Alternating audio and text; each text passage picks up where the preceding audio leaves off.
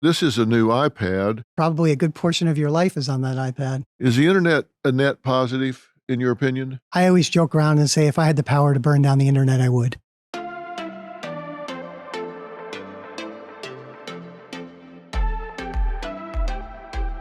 Well, hey, everybody. Welcome back to Fill in the Blanks.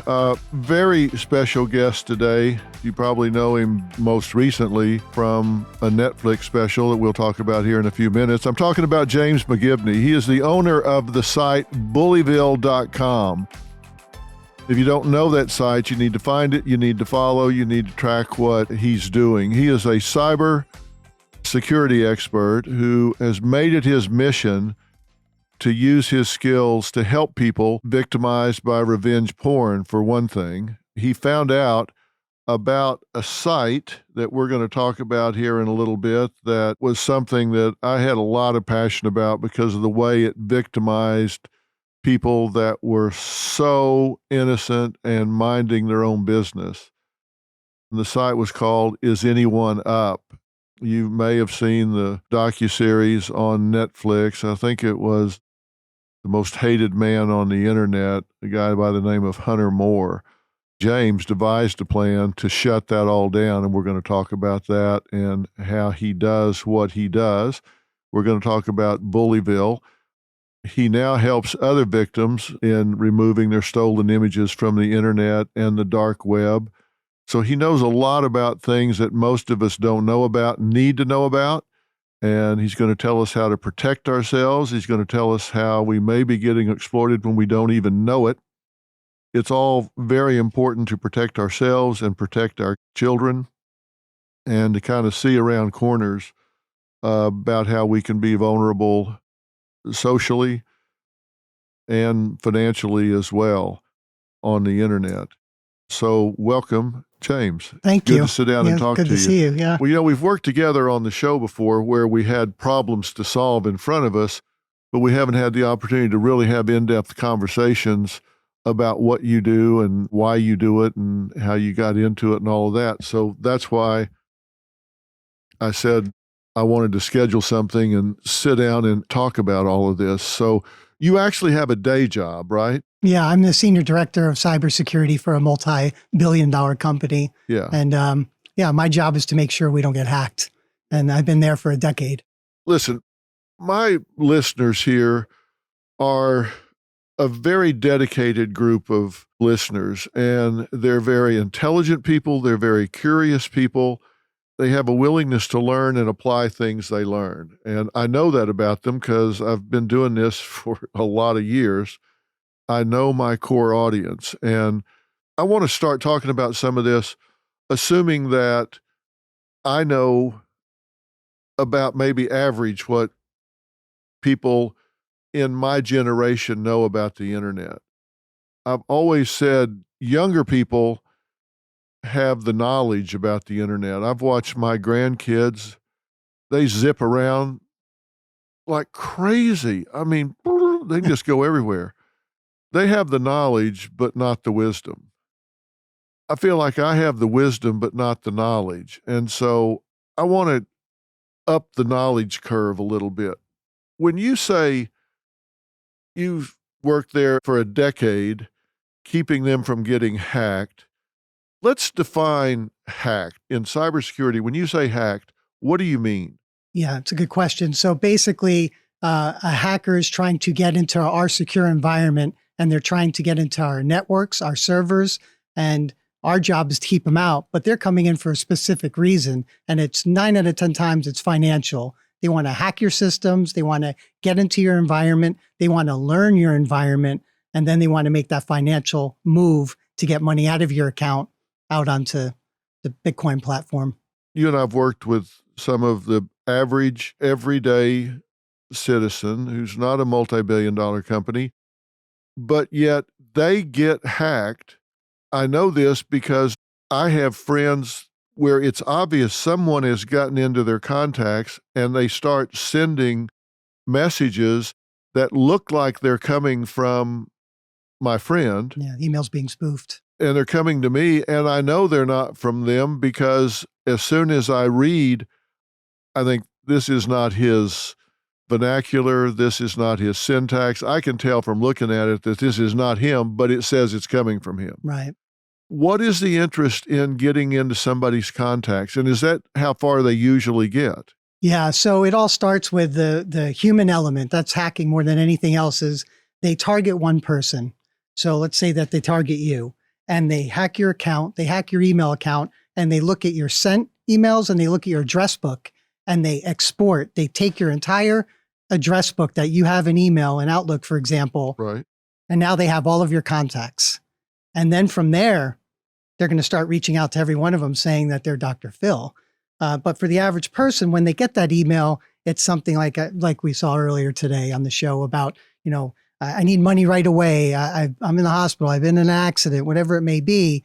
And that's how the hackers start. So they have this huge base to work with yours as ground zero. So let's say I get an email from Bobby X. Yeah. And it's not Bobby X because somebody's gotten into his contacts and sends it to me. Yeah. If I respond to it, does that give them any access to me? And that's a great question because it depends. So a couple of things happen right there when you respond. Now they have verified that your email address is legitimate. That's for starters. Now what they might do a couple emails later when they respond to you is have a link to something. Hey, I need you to check this out real quick. Would you mind? It's when you click on that link that the real trouble begins, because two things will happen. One, most likely you get rerouted to another website that'll ask for your username and password. And you'll think, oh, I just got locked out of my email. I logged out. I got to log back in. And a lot of people will log back in. Or what's even worse, when you click on that link, someone now has access to your machine. A very good hacker, once you click on that link, there's a lot of things I now know about you and that machine that I'm getting ready to hack. Okay, so if we get a link, somebody sends us a link and we don't know this person. Yeah. And we don't recognize the link, we obviously should not click on it. You should delete the email. But if you are curious, one thing you can do is you hover your mouse, your pointer of your mouse onto the link. And when you do that and you don't click on it, you just hover over it, it'll actually show you the link it's actually going to. So if it says Microsoft.com, but when you hover over it, it's a completely different link, then you know that it's fake.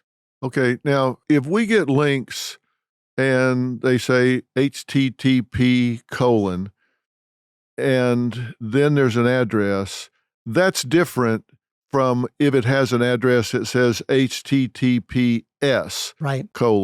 and that S is significant, right? Yeah, it's SSL. It's the security. It's saying that site is secure. It has a certificate. I don't want to sound like too much of a nerd here, but basically it is verifying that site with the S is a secure site. It is far more secure than the HTTP without the S. Okay, so just as a simple rule, if people look for that S, if That's they a have good any start. question at all, if they look for that S, that'll save them trouble a lot of times. A lot, not always, but yeah, a lot of times. A really good hacker will even still use the S, Yeah. just for that. But you're right, for the most part.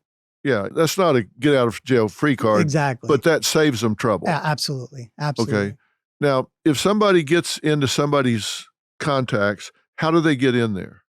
So they're in on Outlook, for example. Every time you have save a contact on your phone, if it syncs with Outlook, that contact is now in your email. But furthermore, if you didn't have any contacts, the hacker will just go to your sent folder and they'll just export every sent email you have ever sent to any person, and they'll export the addresses that way. Well, but how do they get in there though?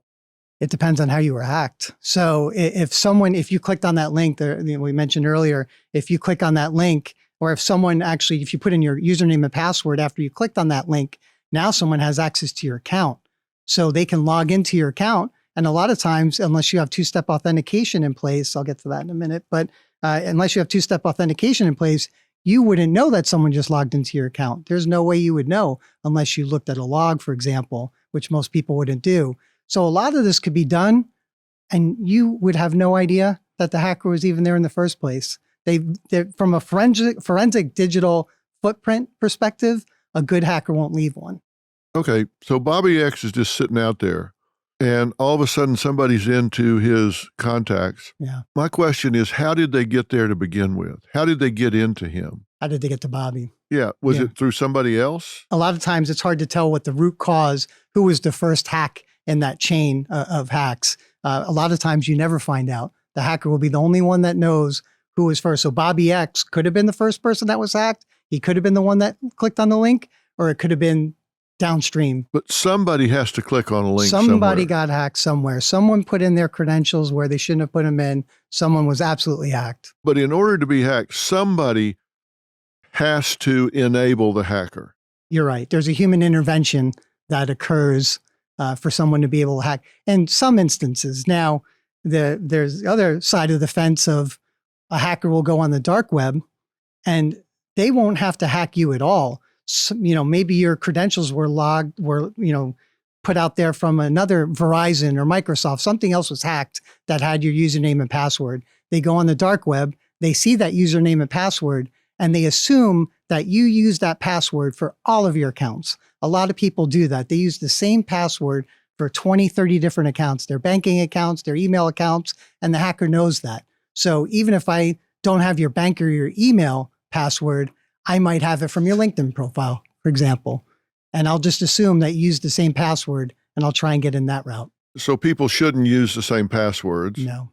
But how do they remember all those passwords? Yeah, and there's a new apps. There's Microsoft Authenticator where you don't even really need a password anymore. It's part of the two-step authentication. But I always tell people, if you insist on keeping passwords separate for each account, you should put that on a spreadsheet, and you should put that spreadsheet in your safe and keep it in your safe. And if that spreadsheet is still sitting on your computer, you delete that spreadsheet. A lot of people will do it by hand, but that is the safest way to make sure that you don't lose your passwords. Never have them online.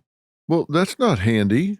It's not. Yeah, it takes time, and it's a pain, but it's there's so many ways people are trying to get you on the internet these days. So you want to do anything you possibly can to try and prevent that, with the thought being, even if one of your accounts was compromised, at least the other 24 aren't. And then you can immediately go and change passwords for everything just to play it real safe. But once you do that, if you've got 10 televisions, you got to log in 10 times? So for the televisions, because those are connected to the wireless network for updates and things like that, that would be a little bit different than just your actual everyday accounts. I've got Netflix on my iPad, a Netflix app. Yeah. I've got Netflix on my TV at home. Yeah. So if I change it on here, I got to then go change it at home too. Yeah, that is true. That's a full-time job. Every 3 months, I always recommend every 90 days that you change your passwords. Really? Yeah. And I know it's such a pain, and I completely am sympathetic towards it, but it's a lesson you learn once. It might seem like, I can't believe I have to do this every 3 months. If you get hacked one time, especially if you have a big financial loss, you will definitely start being more cautious. And then what's this authenticator you're talking about where you don't have to have the password? So they have, authenticator apps where it's passwordless, and you basically get, it's the equivalent of a two-step authentication. You get a notification on your, phone saying, "Hey, is this you trying to log in?" And if you say, "Yep, that's me," you're in. It's a changing environment. A lot of companies are going to a passwordless environment just for the reasons we're discussing right now, or just like we saw on the show today. Well, maybe that's what I should do. Yeah, I could help you with that. I have a lot of different accounts and Yeah. apps and stuff like that. Yeah. So how'd you get involved in all this? Because I had no friends in high school. This is what you become right here. So you were a nerd back in high school? I was a nerd, and then I went into the Marines. Right out of high school when I was 18. I went to my first duty station was 3rd Surveillance Reconnaissance Intelligence Group. So when I was there, I quickly got moved over to the computer side of the house. And then from there, I went to Marine Security Guard Battalion at Quantico, Virginia, and was responsible for 128 cybersecurity for embassies around the world. So I had 128 embassies that I had to make sure never got hacked. Because could you imagine if an embassy got hacked, or all the embassies got hacked, and now the hacker knows what time the Marine is changing guard, where's the armory, how many M16 A2 service rifles are there, how many grenades. There's so many things that you can glean if you were to hack an embassy. Oh my God, I can imagine. Yeah. What year did you start first doing this? Because the internet's changed a lot. Yeah, I was in the Marines in 1992. And why I think I got into it was, it is true that in high school, I really didn't have any friends, but I started to get into computers. And the thing with computers is you get out of it exactly what you put into it. There's no disappointment with computers. There's disappointment with people, unfortunately. But whatever I put into that computer, whatever code I put in, I get what I get. And if I made a mistake, it immediately tells me and I fix it and I move on. So there's no human element to it, which I really enjoyed. Well, email wasn't even a big thing yet That's in right. 1990. That's right. I mean, they were using email. You could send emails and stuff, but it was still DOS Yeah. and all right. Yeah. And the military had their own email system at that time. But Yeah. there was no, you're absolutely right. There was no publicly available, full blown email Yeah. system in place. And it was, COBOL was the big language, common object business oriented language, nerd stuff. And that things have evolved so much to look where we are today. It's unbelievable. The internet has just exploded. Yeah. And the power of devices. This is a new iPad, and they tell me it's probably a good portion of your life is on that iPad. Yeah, probably so. Yeah. There's way more power in here than we had for the moonshot. Yeah. Right? You could do the moonshot with this. Basically. Yeah. You can control a multi-billion-dollar company with an iPad. Is this a good thing?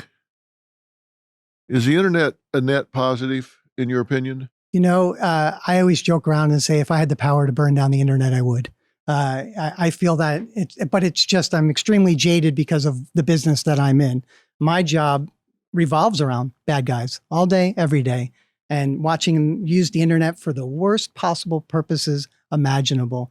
But there's other people who have very pleasant experiences on the internet. They run small businesses off of the internet and they have no problems. But I do see quite an uptick in even the amount of businesses that are getting harassed by customers, and it's online, and you get bad reviews online and you want to get those reviews removed. And then you find out it's a competitor who's doing this to you, and they're doing it online and they're sabotaging your entire business, and they're doing it from the comfort of their own home on an iPad, probably.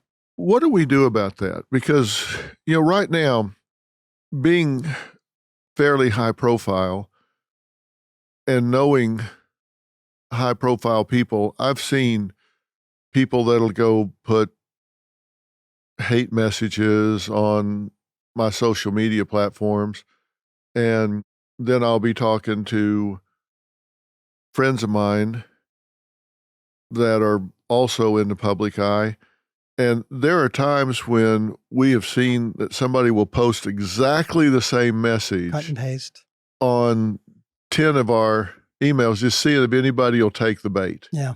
If anybody will respond and get bent out of shape and argue with them or react to them or whatever. And then there are people that will just go on a hate campaign against someone. You get people that will just jump on the bandwagon and not have any idea what's being talked about. Yeah. But they'll jump on the bandwagon and start spewing hate, and I'm going to come cut your baby out of your stomach and kill your pets. Yeah. And they have no idea what they're even talking about, but they're spewing that kind of language and hatred on somebody's Twitter account or any social media account. And there's no check and balance to that at all. Right. And I think Twitter, I'd be curious to see what happens with Twitter over the next 90 days or so, because, if you compare your Instagram experience with your Twitter experience, at least for me personally, it's night and day. I feel that Instagram does a better job at it than Twitter does. I feel like they have better algorithms in place that can automatically go and look for hatred and certain curse words and certain things, a series of words, kill baby, for example. Like you had mentioned, that's a prime example of one that would be gone right away. And then how do you stop it? What do you do? Well, you have very thick skin, I can imagine. So it probably bounces right off of you. But a lot of people, block, ignore, report. But the problem when you do that is trolls are seasoned. A seasoned troll probably has 50 other accounts. So you go through the headache of getting one suspended. They still have another 49 to use. Well, does the algorithm, and we can talk about what that means in a minute, but does the algorithm pick up that these accounts have 0 followers and they've sent 50 messages in a year? Yeah. And does it pick up on that? It should. I've seen it hit or miss, especially on Twitter. It really does. It's hit or miss. It's very odd. And that's why I'm curious to see what the next 90 days hold, because I think that's Elon's basic premise. I've seen him say it multiple times, is that there were a lot of issues related to programming, for example, at Twitter. And I think he's coming in to try and fix that. So that's going to be the first litmus test. Well, I guess we have to talk about where that intersects with free speech. People talk about First Amendment as though they've never read it. I mean, really, it says nothing about business. Right. It just says that the government will pass no law. Yeah. It doesn't say anything about what a business can or can't do or shouldn't do. Yeah. I'm wondering if it's a slippery slope if they start trying to require some of these social media platforms to regulate speech. And of course, they have been regulating speech. They just kind of decide what's okay and what's not. That's right. And, look, as a Marine, I would take a bullet for your right to free speech and to say what you want. That's why I joined the service. But there is a limit. So I can give you a personal example. We mentioned earlier Hunter Moore. So Hunter Moore, after took over his site, he called me a pedophile. And he did that on Twitter. And he did that to hundreds of thousands of followers. And just like you'd referenced earlier, other people without knowing anything were amplifying that and retweeting it. And next thing you know, millions of people are seeing this and they're reading it and they're retweeting it. And you feel hopeless. I did reach out at the time to Twitter and said, this is insane. Shut this down. They wouldn't do it. And it was basically, well, you're a public figure and people can say whatever they want about you because you're a public figure. Nope. I would not accept that as an answer. I sued him for defamation and won $250,000. Problem with a lot of these people is you can sue and get a judgment. Then you got to collect. I'm going to beat him over the head with it until he's dead. I'm going to chase him, all around the world if I have to with that judgment. Because the plan is whatever, I've already, said this publicly, whatever we collect, I'm donating 100% of it to battered women's shelters throughout the United States, which is important to me. So I'll get that money from him one way or another. Have you collected any of it yet? Not yet. He was in prison. So we couldn't collect it. I wanted to collect it in prison, but even my lawyer's like, damn, that's pretty harsh. But I was very serious what he did. But now he's getting back in the swing of things since Netflix has come out. My understanding, he's starting to get some money again. He's working on a new book, supposedly. So, I will get that money from him one way or another. Yeah. If he's doing a book, I don't know what kind of advance he's getting or whatever, but you can attach that, right? Oh, yeah. We're going to do a debtor's exam. With the debtor's exam, you get him on camera for 8 hours. And besides the monetary aspect, I'm really hoping I can make him cry. Yeah. Calling you a pedophile publicly, anybody, and then others jumping on the bandwagon. And my childhood, my past, by the way, I noticed that you do a lot of work with foster care. And I was in the foster care system in New York City back in the 70s. And it was horrific. I was homeless at 7. So, but I saw a lot of really awful things related to pedophilia at all these different foster homes I was in.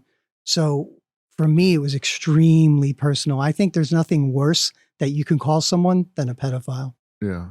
These are people that have no information about you whatsoever. None. They just see somebody say something and then they go, oh, well, this will be fun. Yep. It makes you wonder sometimes if it makes sense to track every single one of them down and hold every single one of them accountable. Yeah. Well, my whole tagline is sometimes you have to be a bully to beat a bully. Yeah. And these guys are bullying you online and, sometimes you have to fight back, but you have to know how to fight back. Yeah.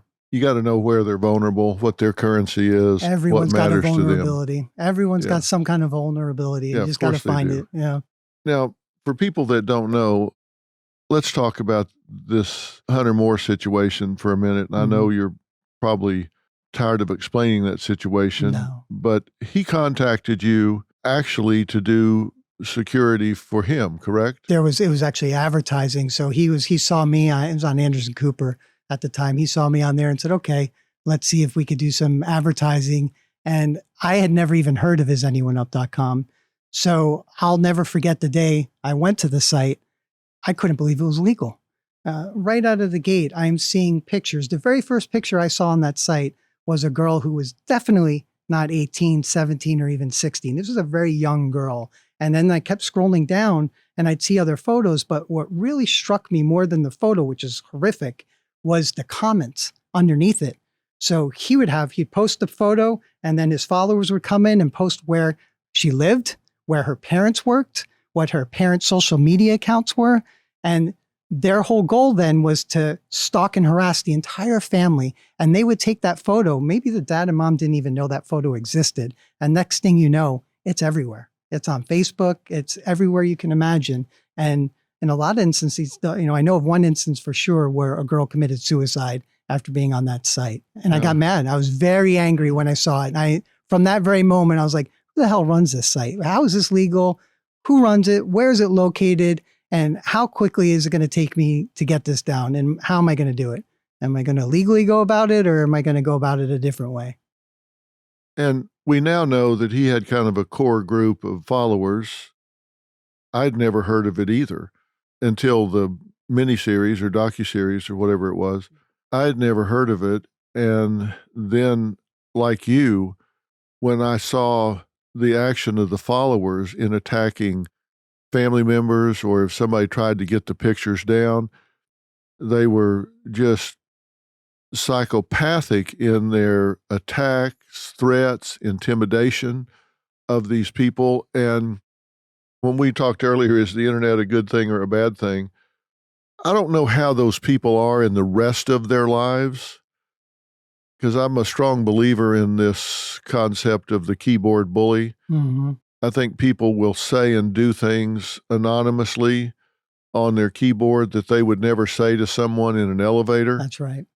Or They're cowards. standing next to them in the line at the grocery store. That's right. But they are cowards. They hide in anonymity and say all of this stuff.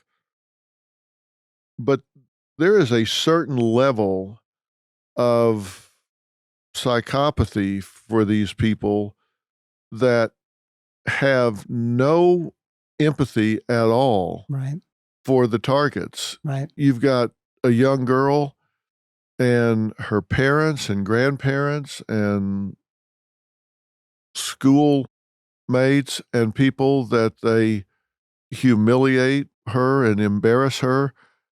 They don't care. And some of the things they say about her and how they want to defile these girls. They have a hatred for women and girls in general, obviously, to do that. It's unbelievable that this is currency for them, that they get a payoff from this.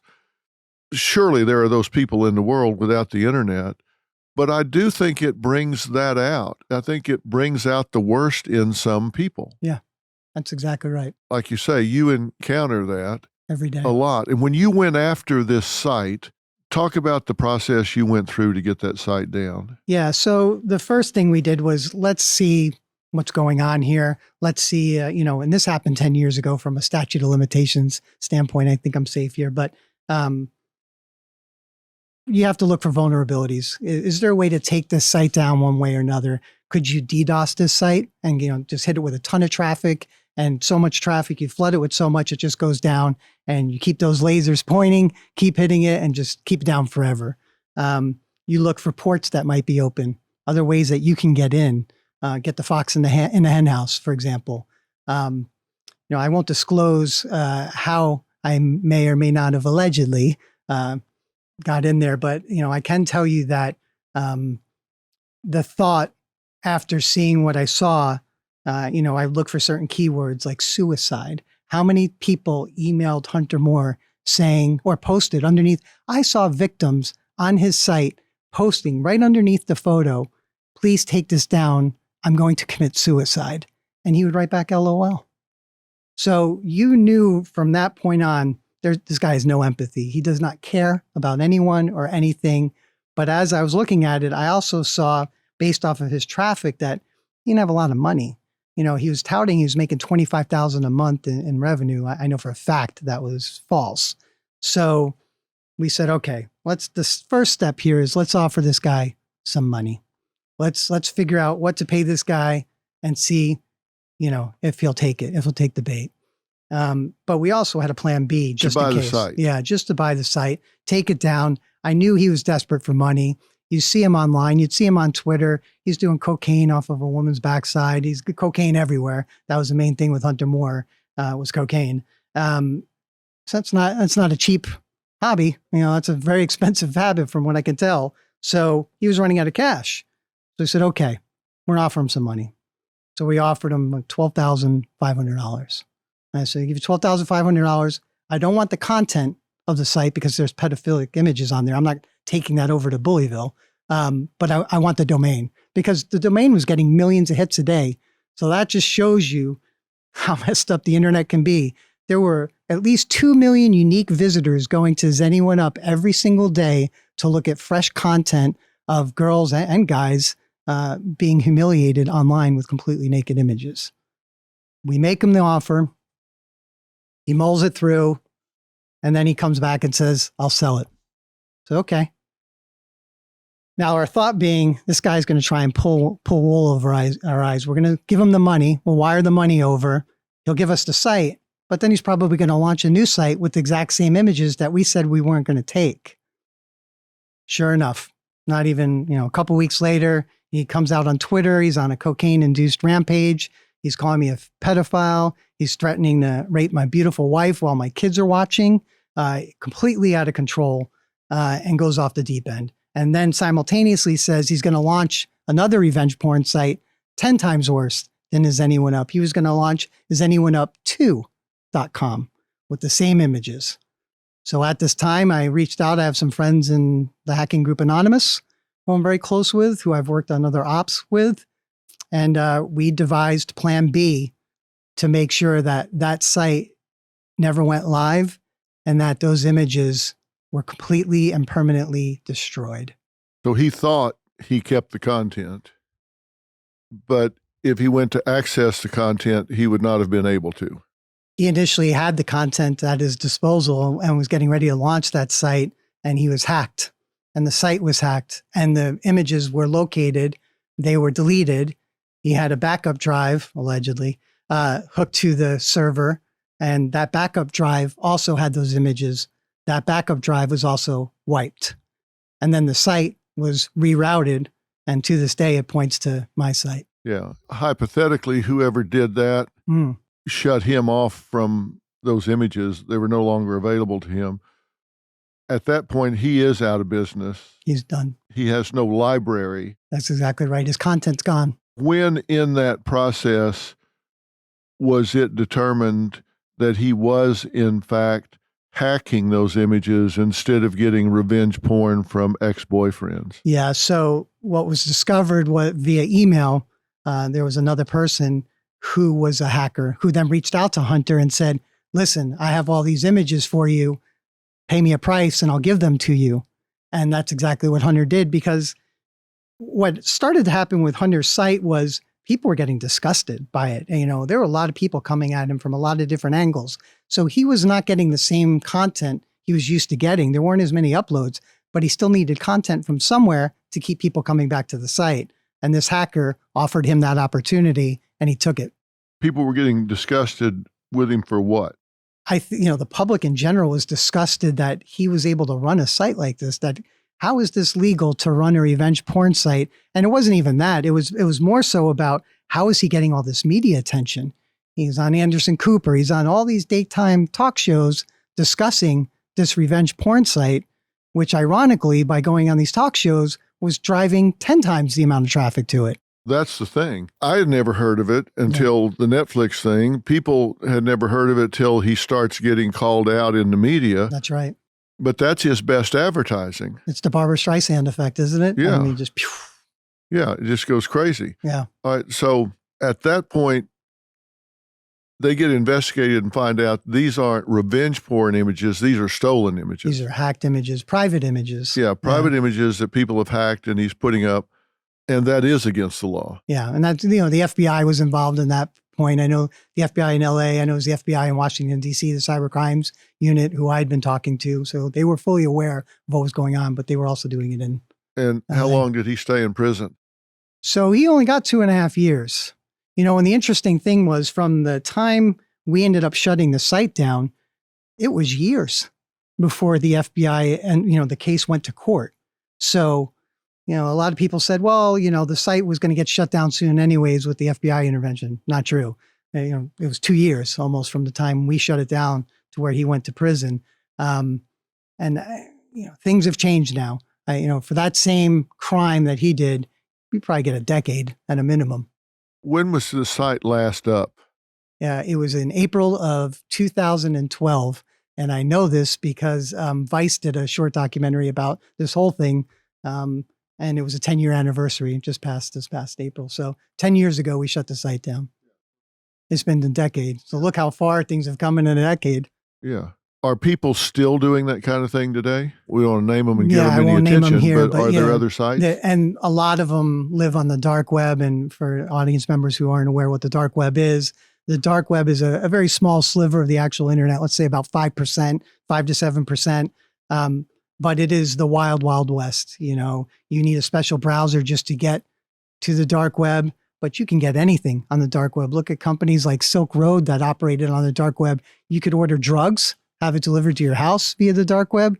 You could hire a hitman. You can go on the dark web even now today in this political environment. And if you're a Republican and you're having an online dispute with a Democrat on social media, there you go on the dark web and you can hire someone to go harass and stalk the person you're having a fight with for a couple grand. They will stalk them online. They will stalk their children online. And in some instances, they will physically stalk them. And if these bad actors can get on the dark web, then so can the FBI and the county sheriff and other people. Do they do that? Do they get on there and track this activity? They do. And that's how they ended up getting Silk Road. You know, the problem is, and God bless law enforcement, you know, I'm a huge supporter of them. You're really limited what you can do. So if someone comes to you and says, my naked images ended up on the dark web, the law enforcement's really limited what they can do. If you even, serve a subpoena, you've somehow found a server somewhere where you're able to issue a subpoena, even if you got the results of the subpoena, the chances are pretty good the IP address information, the location you get, is not where that person actually is. They've obfuscated their IP address and they're in another country altogether. So it's a never-ending rabbit hole. And that's where Bullyville comes into play. I bypass all of that. Once again, I believe in what law enforcement does. I wish them all the best, but I can just get past all of that and target that individual server or site on the dark web. You can get to it and then you can interact with the owners of that domain or the domain itself or whatever. Yeah, or not interact with them at all and just interact with the server itself. Yeah. Yeah. Hypothetically. Allegedly. Yeah. One of the things that we deal with all the time is these companies that put up fake ads selling products. They make the representation that Oprah and I have a product, or Robin and I have a product, or me and any number of people they pair up have these products. It's a bait and switch. They say you get this for free, but you have to give us your credit card number, of course. Yeah. We get so many letters from viewers, particularly those on fixed income, that say, well, I'm going to try this. So they do it, and then all of a sudden they're getting billed $78 a month and they're on fixed income, or $178 a month, and they can't get it to stop. Right. We try to find the companies. We send cease and desist letters. They close down, move across the street, open back up. Yeah. It's hard as hell to find them. It's hard as hell to track them down. Yeah. And the key is to find the owners. You got to find, and those are who you go after. You go after the owners and make sure, at least from our perspective, we want to make sure they know who we are and what we're about to do, and give them, the same thing with Hunter Moore. We're going to give you an opportunity to do the right thing. If you don't, you're going to pay the digital consequences. And it's the equivalent of a digital enema that we gave to Hunter and that we give to others that rightly deserve it. Yeah. Sometimes we found that they're as close as San Diego, and other times Thailand. Yeah. And that's the thing. So, and then even if you go to the police, what are they going to do? How are they going to stop someone in Thailand? They say, well, that's a civil matter. Yeah, it's a civil matter. And you go to the courts, and when courts, if you get it, like you said earlier, cease and desist, you're going to send it to Thailand. That's going to go in the trash can. Yeah, I bet I've sent 100 cease and desist letters. Wow. Think about all the time and energy. And if you had attorneys that were doing it, how much money was involved in that. Yeah. And you're still at, square one. Yeah. And people are still getting sucked in by these people. Yeah. And I hate that. Yeah. And now, how many of the people contact you? Do you guys have a lot of customers who then contact you saying, hey? We do. We help them every way that we can, Yeah, and it's we tough. tell them what they need to do to stop it, to call their bank, to do this, because the banks will stop it. Yeah, If they call their credit card company, they will cancel it. absolutely. Yep. But most people don't know that. Right. You have some 75-year-old woman out there, and they keep hitting their credit card every month. I say, well, I can't get them to cancel it. Well, you can call Exactly. Visa or Amex and tell them it's fraud. They'll stop it. Exactly. And they might even give you the money back. Sometimes. You know, so it depends on what kind of card and all that you have. Yeah. So what's the biggest threat out there right now? We talked about some of these frauds today, but what's the biggest threat out there that people need to be concerned about on the internet? You know, Is there a list? yeah, I think probably the biggest concern is social engineering. So back in the day, it was brute force attacks. It was man against machine, breaking into the networks, getting on the servers with no human interaction at all. It's a lot tougher to hack Microsoft these days to get to someone's email account. However, if I could email you directly via social engineering, that is the human to human element. And that's a lot easier. So I always tell people, be real cautious. Just assume that everyone is out to get you on the internet. And that if you go in with that attitude that this is probably something's wrong with this email, for example, chances are you're right. Your gut instinct is right. Always go with your gut when it comes to cybersecurity. And if people get these emails from the IRS or from Amazon or whatever, and it says IRS, it says Amazon, it says Target or eBay or whatever, and they're not asking for money, they're not asking them to do anything, there's just a link there that they click on. Yeah. How do we get them to know not to do that? And if they're, for example, a regular Amazon customer, so they have a lot of traffic back and forth with Amazon, it's real easy to mix one in there that's phony. Yeah, it's tough. I always tell people just take your time, especially the elderly. I work a lot with the elderly community, and just take your time, look at the email, and worst case scenario, forward it. Forward that email to everyone. Even Amazon would have a customer support email address where you could forward that to them and say, is this legitimate? And just take your time. There's no rush. There's no rush to click on anything. You're going to be okay. Scammers are getting smarter. They are. Hackers are some of the smartest people in the world. And they're getting really sophisticated. Yeah. They have good computers. They have good computer skills. Yep.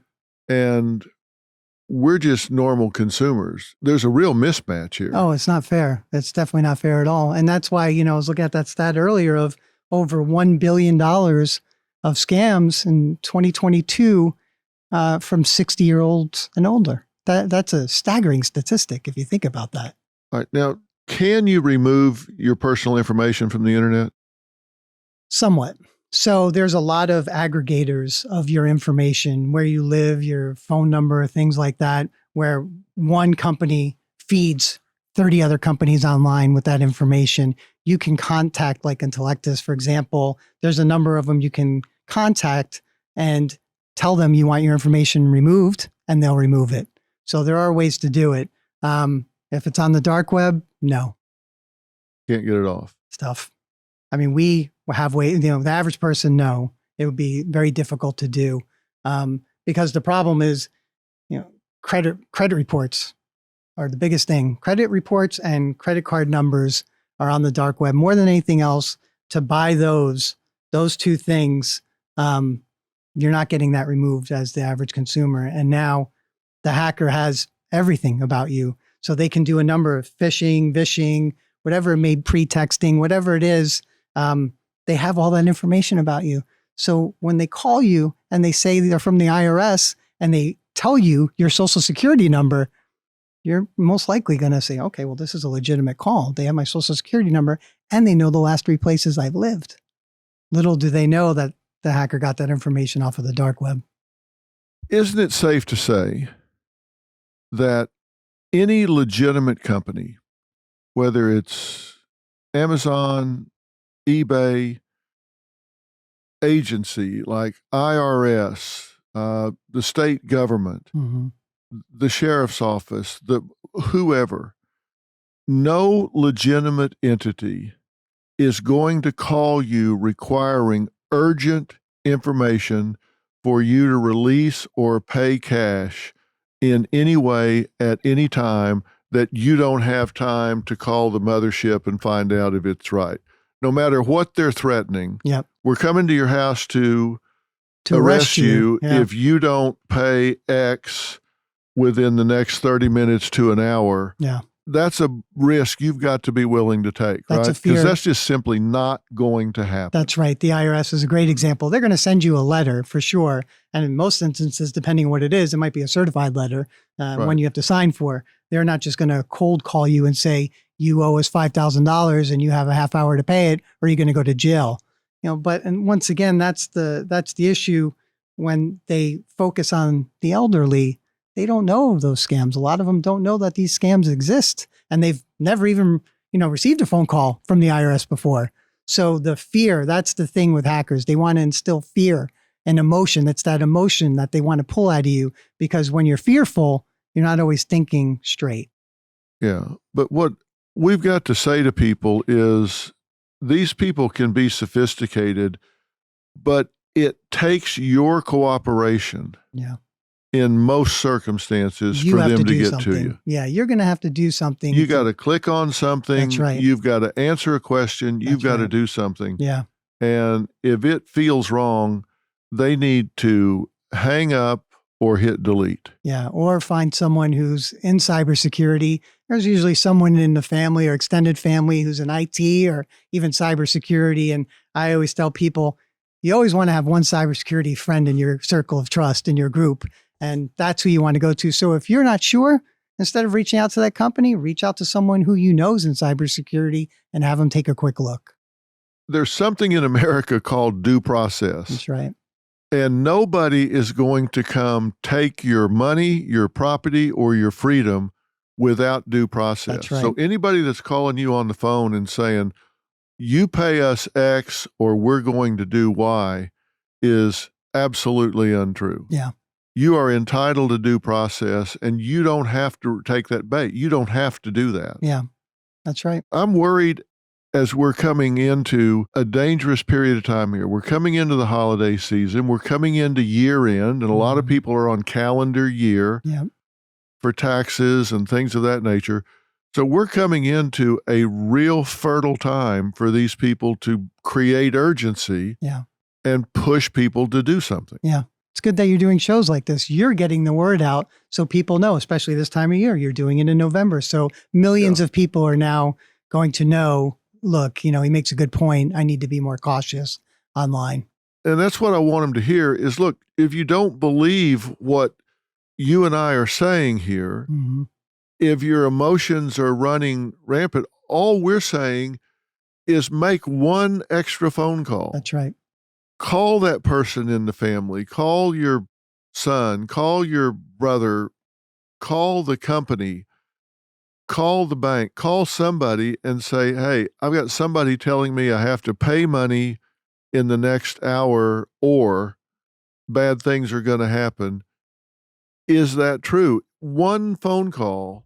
And if you ever do it and you ever beat them, the gratification will make you looking for the next one. That's right. And not only that, you're going to spread the word. You're going to tell other people, this person tried to scam me. Here's what they did. And it gets out on social media, and it's a group effort, to say the least. And I don't know how they do it, but as I've gone through my text recently, coming up to the midterms, I got so many texts to my telephone number, which is what this text is driven by, that had my number calling me somebody else's name and telling me, hey, listen, Carol, hey, Bob, it's time to do thus and so. And I got so many of them that it was just crazy. Ride, share to vote. All of these things on propositions and stuff. I think I counted up 15 of them the other day at one time. Here's one. Christine, early voting is underway. I'm not Christine, but they got the number and they send it. And I guess they were looking for me to click on some link That's right. or something. Or to donate money, as they would put it, for a political agenda. Yeah. And you're right. It's the worst this time of year. Yeah. This year specifically, because of the midterm elections and now Thanksgiving and Christmas, this is the worst time of year for fraudulent activities. And hackers are very busy this time of year. How do these people escape prosecution so well? Are we just that far behind in cybercrimes prosecution? You got to prove it. You got to prove the crime. So, and that's the other thing, is you have to find that person who actually did it. So I would say, on average, from what I see in my world, I would say 8 to 9 out of 10 hackers get away scot-free. And the reason they do it is when that money's transferred, it's going to overseas accounts, and then it's being immediately, converted into Bitcoin, which is the best money laundering thing on the planet, basically. Because once that money hits Bitcoin, it's gone. And that's that. And there's no way you're getting it back. And there's no tracing and no tracking. No tracing, no tracking. Once it's gone, it's gone. And then you can move that however you want at that point. But, you feel bad for prosecutors a lot, because they'll get the subpoenas, they'll get everything in place, and then the person's overseas. And your jurisdiction, the United States jurisdiction in China, for example, good luck. Yeah. Now, who's making this money? Because if you've got somebody that's scamming an individual, calling and saying, it's your grandson, we've got to have bail money, et cetera, are these a bunch of lone wolves, or are they working in a syndicate? Are they in a workroom that's run by someone else? How does this work? I mean, look, I can tell you that North Korea, I know countries that run off of scamming people and ransomware. North Korea's regime, the majority of the money that they receive is from scams that are done here in the United States. They're very good at it. But even individuals, there's a crazy phenomena happening on the dark web right now. So say I want to hack a company, multi-billion-dollar company, let's say, and I'm proficient in Linux, but I'm not proficient in Apache, MySQL, PHP, Python, whatever it may be. But I know Linux real well. So I go on the dark web and I crowdsource my hack. And I say, I need this expertise. This is the company I'm going to hit. This is the ransomware I'm going to use. We plan on getting a $2 million, $3 million payday, and I will split it evenly amongst everybody. And this is happening quite a bit now on the dark web, where people are ganging together as a conglomerate for the same goal of extorting money out of companies. How about the Nigerian love scams? Oh, I mean, those are all day, every day. You see them, right? And that's another example, preying on human emotion, especially someone's feelings and someone who wants to be in love. And, that is one of the worst ones. And a matter of fact, I see more scams happen with that than anything else. Those are huge. Well, we've done a lot of them, and I've actually had a few of them talk to me. Yeah. And who knows if they're telling the truth or not. But I've had some tell me off air of course, that they're in a workroom. Yeah. And they've got an electronic spreadsheet. I sent this poem to number 1, this poem to number 14 and 67. And they're in different parts of the country. And I've used this picture with this person and this person and this person. And they've got it set up where they don't overlap. Yeah. It's phishing to the end. It's really like, think about phishing, not the PH, but the actual phishing.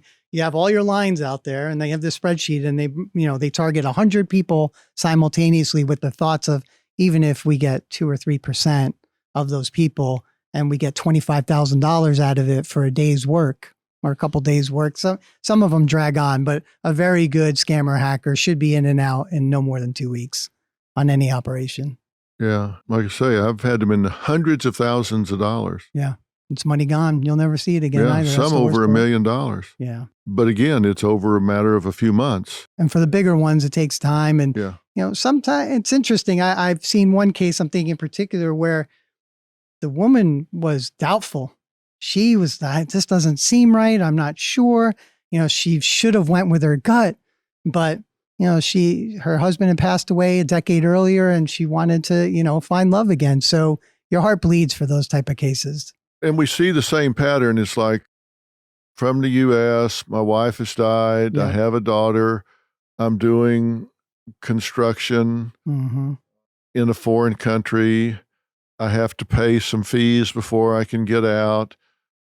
I was stopped at the airport. I've lost my passport. I even had one that said he was hijacked by pirates. They've come up with everything, but I've got several $1 million. I just need money to get home Mm-hmm. and marry you, and we live happily ever. I mean, these promises, and they send these beautiful poems. I love you more than life itself. And you're not hearing that from anyone else. So No, you hear that and you're going to... You're a widow, and Yep. you're 10 years older than the picture they're sending you of who Mhm. they're supposed to be. And you're thinking, wow, how great would this be? Yeah. And it kind of appeals a little bit to their greed in that he's got $20 million when he gets here, Yeah. and to their ego that someone so attractive is interested in me. Yeah. Common sense is suspended. That's right. Common sense is suspended. It's a good way to put it. It's funny that they'll go months and never see the face or never talk on the phones. Well, his phone's broken. Well, you Yeah. sent him a phone. Well, it got broken again. It's heartbreaking It is. to see it happen. On the flip side, it's really enjoyable when you can go after someone like that that's preying on innocent women and really teach them a lesson to where they might even think twice about ever touching a computer ever again. Yeah, that's a good feeling. It's the best. Yeah, it's the best. Well, I hope people are hearing us. I hope they listen. Just take that extra beat, take that pause, Mhm. make that phone call, and protect yourself, because if you get burned, and I hear you, passwords need to change, or use the, what do you call it? Two-step authentication, Microsoft Authenticator app where you can not have passwords, go passwordless. Well, I've got two-step authentication on everything, Good. but I don't have the Microsoft Authenticator Yeah, I app. could show you how to. Well, I'll get that. Yes, sir. Microsoft's getting a free plug today. You're welcome, Microsoft. Yes, you're welcome. They do advertise with us, Oh, so there you go. they owe me for this one. Yes, they do. But whatever to protect, it's like you say, you only got to get burned once. That's right. You feel violated. I see these women that I was saying earlier, they work 40 years and build up a nest egg to retire on, and it's gone in 30 days. Yeah. And you can't get it back. And you always think, well, law enforcement will help. I'm sure they'll help. And they want to help, but they can't help. I thank you for taking the time to talk about this and enlighten people about this. Use two-step authentication. I do. It's a little bit of a pain. You just get a text. Yeah. And you have to put in a 6-digit code, Yep. but it takes like 10 seconds. Yep. And then it verifies it's you, and then you're Yeah. good. Yep. And listen, thank you for what you're doing in helping these women that are getting ripped off with this revenge porn and that sort of thing. You saved a lot of people, a lot of heartache, and saved some lives when you took down that website. Thank you. And I'm sure it's not the last. No, You got to feel like, hey, that was a good day's work. absolutely. It may take months to do and a lot of time and effort and energy, but people are helpless Yep. unless you step up and do it. Sometimes vigilantism isn't the worst thing out there, when it's done correctly, of Yeah, course. There's got to exactly. be a When real it's purpose, done correctly and legally in some instances. yeah, certainly on the fringe. On the fringe. Yeah, they get what's coming to them, but a lot of people are very thankful. And I'm thankful that you're here, and I hope you'll come back and help us Absolutely. further on these, because we just keep getting people that are victimized by this. Yeah. And all we can do is fight back and continue to teach people and raise awareness. You got a strong voice. I mean, Yeah. you get it out there. Well, I learn stuff every time I talk to you, so Oh, thank you. I appreciate it. Guys, thanks for listening today. Take care of yourself going into the holidays with all of this stuff. We'll keep you posted on any new scams we hear about, even if it's just a short little blast. Because if something new pops up on the horizon, tell me and we'll jump on and we'll tell people about it. Absolutely. All right, we're out of here. Thanks.